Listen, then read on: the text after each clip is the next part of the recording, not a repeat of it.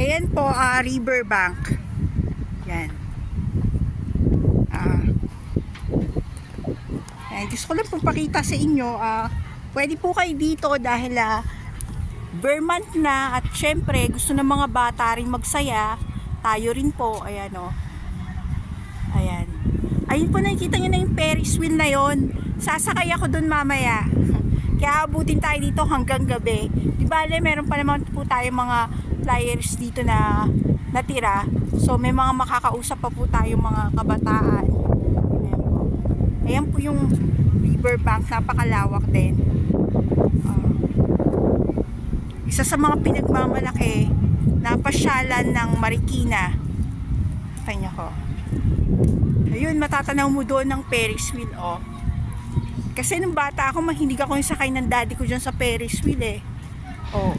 Lalo na nung dati, nung meron pang payanig sa Pasig dati. Uso pa yun. Ang Enchanted Kingdom ngayon, mahal, eh. Kaya, ito na lang ma-afford ko ngayon. Total, kaya ko na dahil matanda na ako. Kaya ko na magbayad ng sarili kong rides. Okay.